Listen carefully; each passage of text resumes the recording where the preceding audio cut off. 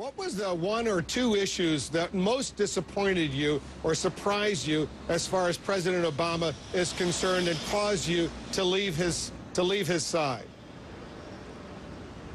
Wolf, I have to tell you, I don't have to go any further than 24 hours ago.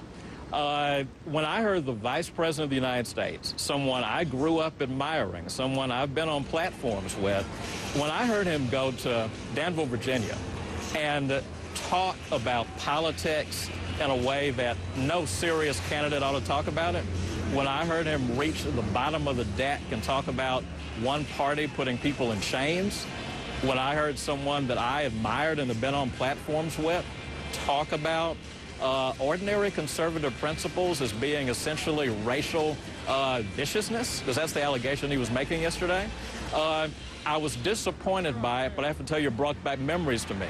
It brought back memories of these Democratic politicians in the South who think they can go before black crowds and say one thing, that nobody else will hear it, and that they can somehow get a cheer in the room, and that they can blithely go on about their business. That's not the way you can do politics anymore because of the media, and I think Vice President Biden, I hope Vice President Biden learned an important lesson. You can't say one thing to a certain kind of people thinking nobody else is hearing you. Well, there were TV cameras there. I assume he knew that everyone would be watching an event like this. It wasn't just simply a closed-door event, but what the campaign, the Obama campaign, says is he was simply referring to what Republicans have said, that they want to, quote, unshackle big business in the United States and get rid of many of the regulations, and he was responding to that. Does that make sense to you? Wolf, I know that's the spin, and it's creative. I'll give him credit for creativity, but I happen to have spoken to a few African-American audiences in my time, represent a predominantly African-American district. I know what Joe Biden was doing yesterday, and every black person in that room knew who the y'all was. They knew what the chains were about. They knew what the metaphor was, and I will give that audience credit. If you listen to a tape of that audience, you actually hear what appear to be boos or what appears to be shock from some people in that audience. That says a lot that is very good about people in that audience, that when Joe Biden went to a place he never should have gone, that instead of getting the cheers he just knew he'd get, he got a negative reaction from a lot of the African Americans in the room. That doesn't lift up Joe Biden or excuse his comments, but it says something positive about people in that audience. Well, let me just be precise before we move on. What are you saying that this represents, this underscores, as far as the vice president is concerned? It's a divisive tactic that's insulting to African Americans. It's insulting to the American people. It's an insult to the legacy that he used to build up as an orator who knew how to inspire people instead of strike fear in people's hearts. And it ought to embarrass President Obama.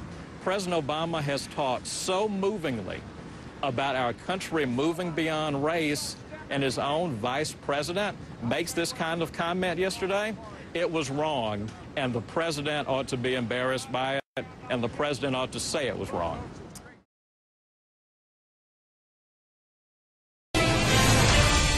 Once a Democrat, now a Republican. My next guest switching parties and switching states. But here's the thing.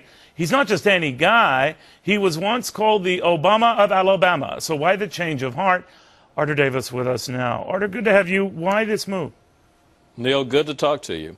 You know, I've made a move I think that millions of Americans have made in the last several years. 53% of people in this country voted for Barack Obama.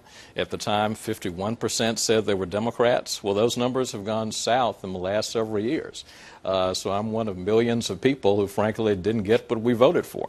A lot of people in my old state of Alabama, 15 Democratic elected officials have now become Republicans. The guy who defeated me in the Democratic primary now works for the Republican governor who defeated him. A lot of us have made this move in some way, shape, or form. For a variety of reasons. I can only speak for myself, but I worked hard for Barack Obama 4 years ago because I thought he would bring this country together, and I thought he would change the way we talk to each other as Americans, and I thought he would change the way that we see ourselves. Well, there are many virtues around the president. I have a great deal of respect for the president, but that's not the country the president has given us. So it's not something, in my case, that I woke up overnight and decided. It's period of thinking about a lot of issues over a period of time, frankly, having the benefit, the enforced luxury, if you will, of kind of being in the sidelines the last 2 years. But this is where I feel more comfortable today. You know, cynics will hear you now, sir, and say, well, this is about political survival and keeping his political options open. Not cool to be a Democrat in your neck of the woods. Better to be a Republican right now. What do you say? Well, Neil, I no longer live in the state of Alabama. My wife and I live in Virginia now. And Republicans control about 60% of the vote in Alabama. They're not quite so lucky in Virginia. This is a state that, if anything, leans slightly Democratic now. You know, I've said to several people in the last several days, if all I wanted to do was to hold a political office, I had a very easy route to do that. All I had to do was go back to Alabama and run all around the 7th Congressional District saying how sorry I was and doing the biggest mea culpa anybody ever saw and begging forgiveness. And I'd be a U.S. Congressman again now. I would have won my old seat back through appraisal. That's not what was important to me, though. I'm sorry, sir. You were such a high-profile backer of the president and sort of represented, I guess, at that time, the New South that was rallying around an African-American who could be the first in the White House. That proved to be the case. When did it start going bad for you? Well, it became very clear in 2009 and 2010, Neil, that the agenda of the Democratic Party was, frankly, not the agenda that I thought I would see. I may be a minority in this regard, but I'm one of the people who supported Barack Obama because I thought that he was a center. I thought that he was someone who might be running to the left in the primaries to win the nomination. I got that, but I believed him when he said he wanted to turn the page. I thought that he was going to be a pro-growth president. I thought that his focus at all times was going to be national unity and bringing the country together. And I saw an enormous amount of potential. What did we see? We saw a very different path. 2009 and 2010, we saw the Democratic Party decide that for the first time in our country's history, it was going to push through a major piece of domestic legislation that over 50% of the country opposed, better known as Obamacare, the Affordable Care Act. And so many times in 2009 and 2010, I heard people in the Democratic Party say, oh, we know this is unpopular, we know people don't support this, but sometimes politicians just have to do that. Well, the reality is, our presidents in the past have felt it was important to bring us together and to try to build a consensus and to reach across party lines. I didn't see that effort. I voted against Obamacare, but again, it's been a gradual process over a period of time, and I emphasize the last 2 years. When you're in office, of course you have to say things that end up pleasing your party. It's a two-team sport sometimes. Right. But the reality is when you're out of office and you have a chance to think about the direction of our country, the drift of our country, and the fact that the economy today, well, people say it's a recovery. People like you and me can call it a recovery because we're doing okay. There's many people walking around this country who are not doing okay. And the market is beginning to move back now. There are all kinds of predictions that we could lurch back into a place we don't want to be in the next several months. Policies we have in place aren't consistently working.